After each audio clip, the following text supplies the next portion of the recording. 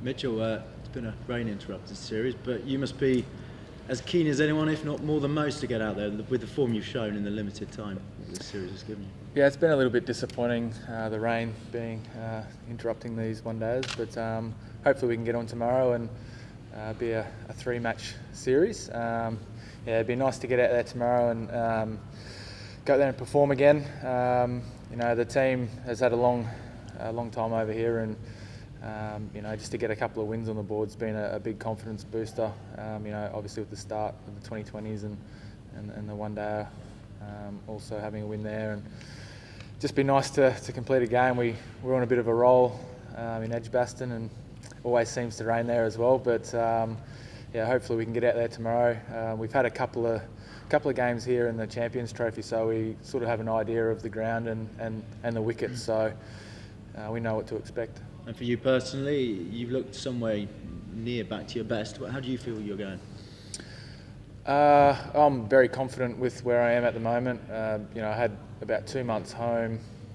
The first little bit I sort of just relaxed a little bit, and being able to work with Justin Langer back home as well has been really good. So having that time at home has been very important for me, just to work on keeping my strength up, which I find very important, especially the amount of cricket that we play now at the international level, and also just getting back and working on a few little technical things that have helped me in the last 12 months. So when you're on the road all the time, you can't always work on those things, and being able to have that opportunity to go home, although it wasn't really an opportunity, missing out on the Ashes, it was nice to get back and to work on a few things, and I've been able to show that with my form here in the one days. How focused are you now? How desperate are you now to get back involved in time for the next Ashes series?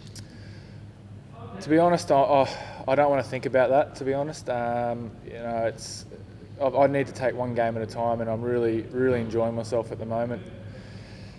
You start thinking too far ahead, then I think you just lose focus on what you're doing. So that's where I'm at the moment. It'd be nice to get back in there, but I've got to be performing at the right times. We've still got a fair bit of cricket.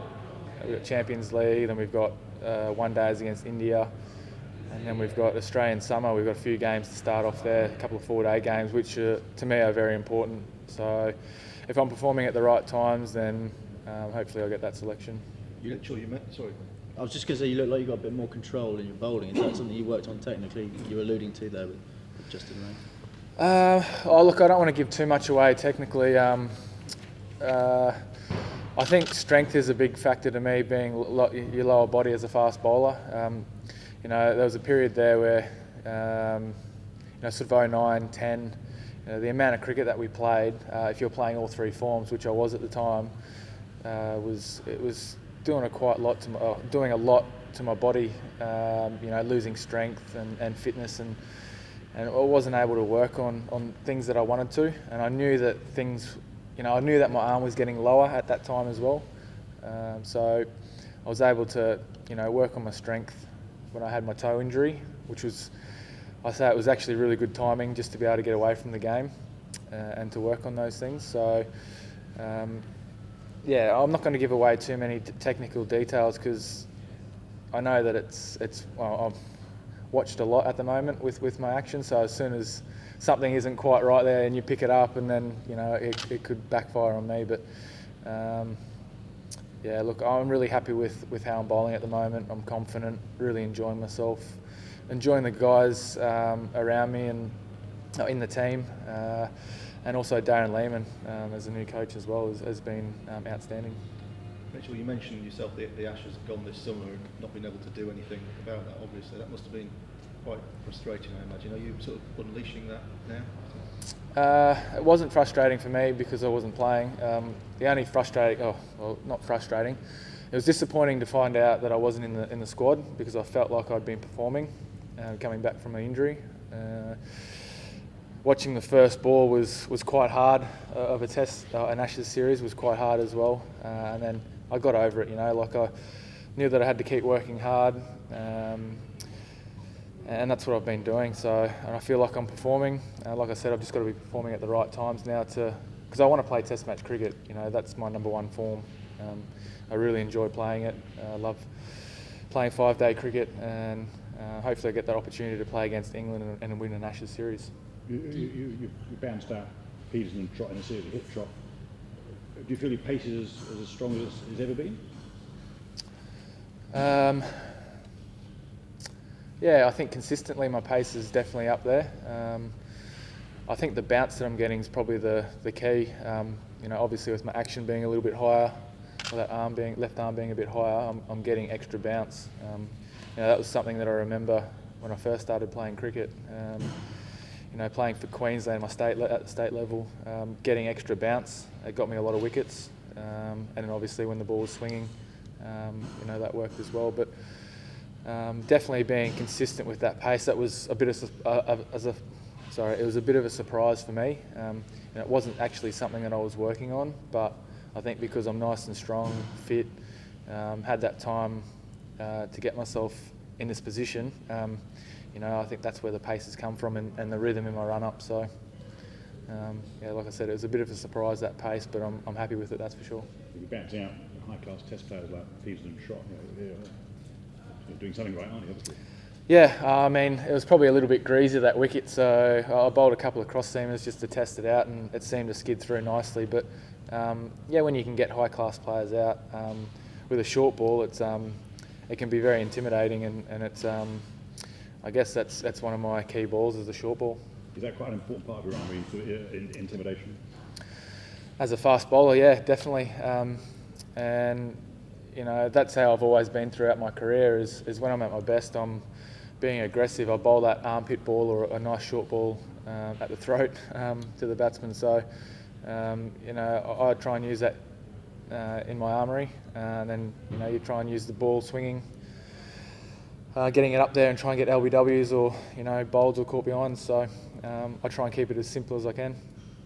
How about your relationship with the English crowd? It's sort of been love-hate over the years. Is that something that you quite enjoy actually? Or? At first I didn't. When I first came over, I didn't expect it. Obviously I'd been in some pretty good form throughout 2009, and then I didn't really expect to cop as much flack as I did.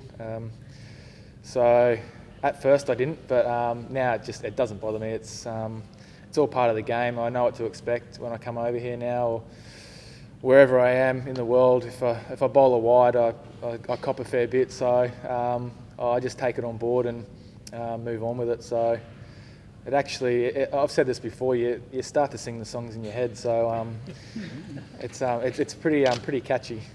Is that the reason you think they sort of picked on you? Because sometimes your radar goes a bit astray. I don't know, maybe. Yeah. I think originally it probably was. I know the Lord's Test wasn't a great one. Bowled all over the place, and happy to admit it. You have your bad days and your good days, and that was definitely a bad test. But throughout that whole Ashes series, I don't think I performed that badly. I think there's a fair bit on me to getting a lot of wickets in that series, a fair bit of pressure on me to get a lot of wickets in that series. And after my performances, or before that series, like I said, I performed well, and there was a lot of expectation to perform. So, I think I'm always going to cop it over here, no matter what now. Like I said, as soon as I bowl a wide, I get it. But like I said, it's just all part of the game now, and I just learn to live with it and enjoy it. You know what Dave Warner went through, I suppose. Yeah, I guess so. I didn't see a lot of what happened there with Dave. I know he did cop a little bit, but he handled it pretty well from what I've heard. Smarting and, yeah, what can you do? You're out there in the middle, and you're copping a fair bit of stick. You do need to sort of interact, I think, a little bit at times, and you can get a smile from the crowd or a bit of a laughter. It's it's handy, but in the end they're trying to put you off your game, and if that's the best they've got, then great. But I just happy with it now. It doesn't bother me. Do you sense you have managed to put some balance in England's top order in the couple of spells you've had at them in this series? Do you sense they're a bit wary of you when you come onto bowl?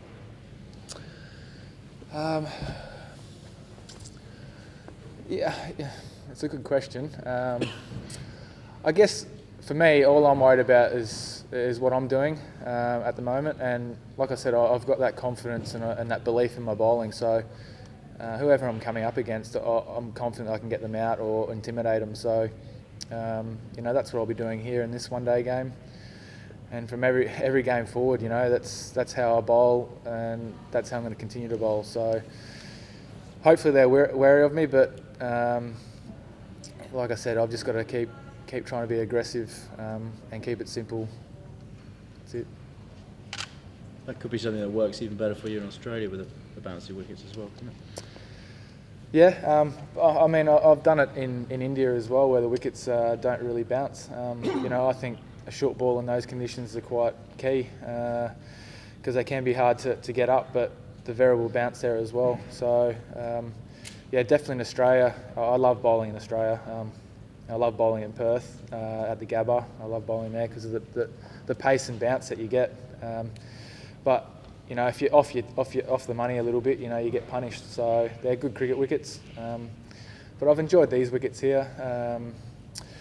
I think I've had a bit more time over here now to actually get used to these kind of wickets. They're a little bit slower and a little bit more seam and that. So I found that they weren't suited to me early on, but I've found a way now, and I've just got to stick with it. Can I just ask you, away from this series, Sri Sant has just received a lifetime ban for the spot fixing by the ICC. You've played in the IPL. Do you think, firstly, that sends out the right message, and do you think this is the crux of the problem, or just the tip of the iceberg?